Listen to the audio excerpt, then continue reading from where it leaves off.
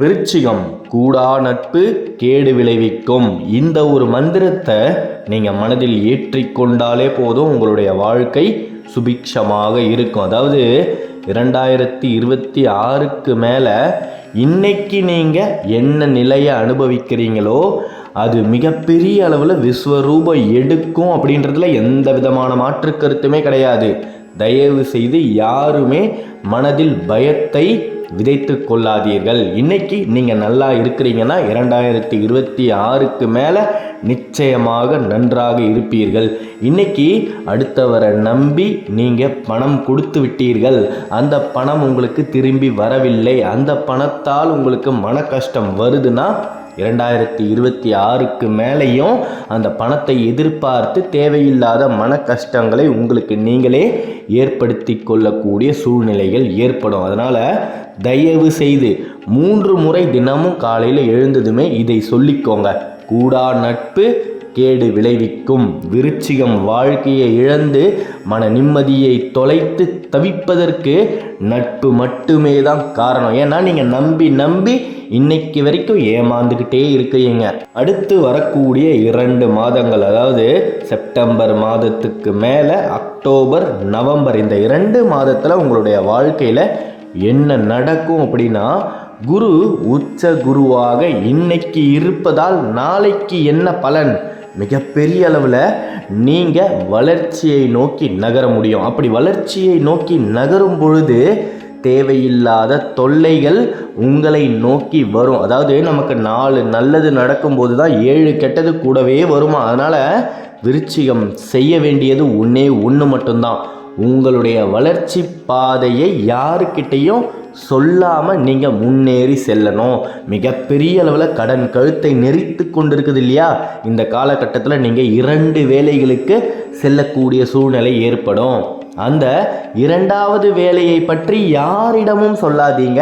அதிலிருந்து சம்பாதிக்கக்கூடிய பணத்தை எடுத்து கடனை அடைப்பதை பற்றியும் யாரிடமும் தெரிவிக்காமல் இருங்க. மிகப்பெரிய அளவில் கடன் உங்களை விட்டு விலகும். அந்த மகாலட்சுமியின் அம்சங்கள் உங்களை தேடி வரும். நிச்சயமாக விருச்சிகம் வாழ்க்கையில் வளர்ந்தே தீரும். அதில் எந்த விதமான மாற்று கருத்துமே கிடையாது. இப்படி நீங்கள் வளருவதற்கு உறுதுணையாக இருப்பது உங்களுக்கு வந்த கனவும் வரப்போகும் கனவும் தான். நீங்கள் உங்களின் வாழ்க்கையில் ஒரே ஒரு முறையாவது உங்களுடைய குலதெய்வத்துக்கு ஆரத்தி எடுப்பதை போல கனவு கண்டுவிட்டீர்கள் எனில் நிச்சயமாக விருச்சிகம் வாழ்க்கையில் எந்த தோல்வியையுமே சந்திக்காமல் வெற்றியை நோக்கி நிச்சயமாக நகரும். உங்களுடைய குலதெய்வத்துக்கு நீங்கள் ஆராதனை செய்வது போல் உங்களுக்கு கனவு வந்துவிட்டால் எந்த விதமான துஷ்ட சக்திகளும் கெட்ட சக்திகளும் உங்களை நோக்கி வரவே வராது.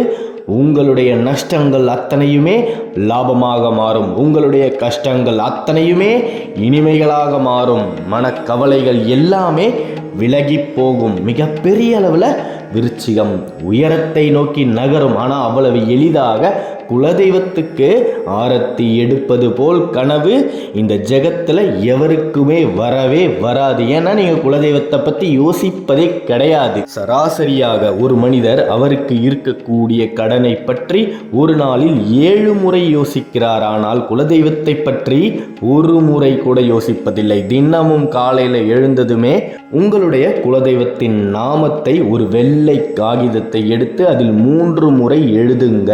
அப்படி 3 முறை எழுதும் பொழுது உங்களின் மனம் குலதெய்வத்தின் நாமத்தை சொல்லும். உங்களின் மனம் சொல்வதை இந்த பிரபஞ்சம் கேட்கும். மிகப்பெரிய அளவில் பிரபஞ்சத்திற்கு இருக்கக்கூடிய சக்தி யாதெனில், நீங்கள் எதை நினைத்து யாரை கூப்பிடுகின்றீர்களோ அவர்களை உங்களிடமே கொண்டு வந்து நிச்சயமாக சேர்க்கும். இது பிரபஞ்சத்தின் மாற்ற முடியாத விதி. மிகப்பெரிய அளவில் குலதெய்வத்தை நீங்கள் நினைக்கும் போது அந்த தெய்வம் உங்களை நினைத்து உங்களை நாடி வரும். மிகப்பெரிய அளவில் உங்களை தேடி வரும். அப்படி தேடி வரும் பொழுது எந்த விதமான பிரச்சனைகளும் எந்த விதமான தொல்லைகளும் இனி விருச்சிகத்துக்கு இருக்கவே இருக்காது. தேவையில்லாத அவமானங்கள் எல்லாருமே தேடி வந்து அசிங்கப்படுத்துவார்கள். இப்பேற்பட்ட மனக்கவலையோடு இருக்கிறீங்க இல்லையா, தயவு செய்து நாளையில இருந்து தினமும் காலையில் ஏன் இப்போவே நீங்கள் பார்த்து கொண்டிருக்கக்கூடிய இந்த இடத்துலையே கமெண்ட்டில் உங்களுடைய குலதெய்வத்தின் நாமத்தை பதிவிடுங்க.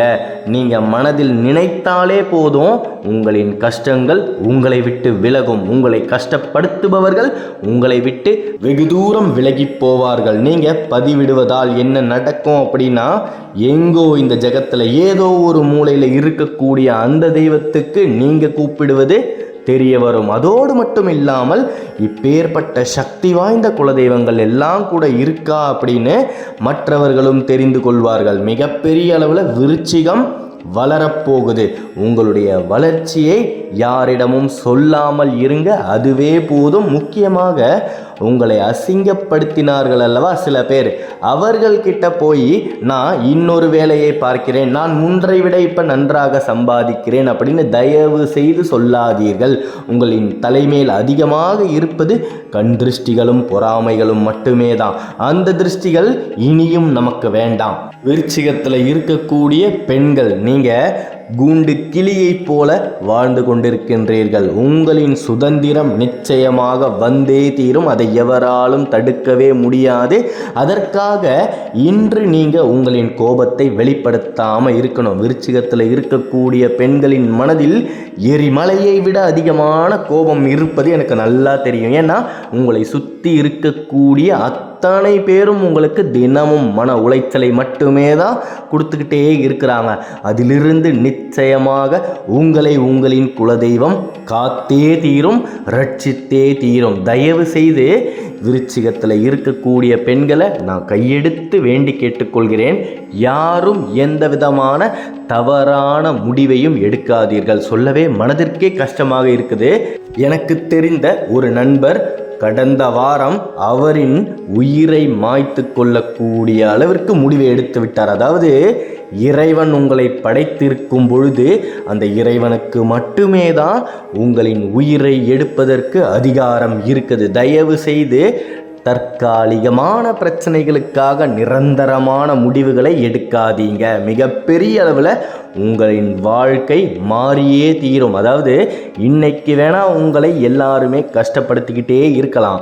நிச்சயமாக யாரெல்லாம் உங்களை கஷ்டப்படுத்துகின்றார்களோ அவர்கள் ஒரு நாள் உங்களின் தயவில்தான் பிழைப்பார்கள். மிகப்பெரிய மாற்றம் வாழ்க்கையில் நடக்கும். அன்று அவர்கள் தலை குனிவார்கள். அதனால் எதிர்கால வாழ்க்கையை மறைக்கும் தற்காலிகமான கார் மேகத்தை கண்டு அஞ்சாமல் இருங்கள். அந்த கார் மேகம் வெறும் 15 to 20 நிமிடங்களே. அதன் பின்பு மிகப்பெரிய அளவில் பிரகாசமான வானத்தை போல உங்களின் வாழ்க்கை இருக்கு. மிகப்பெரிய அளவில் நீங்கள் கடினமான உழைப்பை தினமும் இந்த பூமியில் சிந்திக்கொண்டிருக்கின்றீர்கள். அந்த உழைப்பை ஒரு பொழுதும் வீண் போக உங்களின் குலதெய்வம் விடவே விடாது. நம்பிக்கையோடு இருங்க, நல்லது மட்டுமே தான் நடக்கும். அடுத்த காணொளியில் விரைவில் சந்திப்போம். விருச்சிக ராசியை பற்றி நீங்கள் தொடர்ந்து தெரிஞ்சுக்க இந்த சேனலை சப்ஸ்கிரைப் பண்ணிக்கோங்க. ஓம் சரவணபவ, ஓம் சரவணபவ, ஓம் சரவணபவ. நன்றி.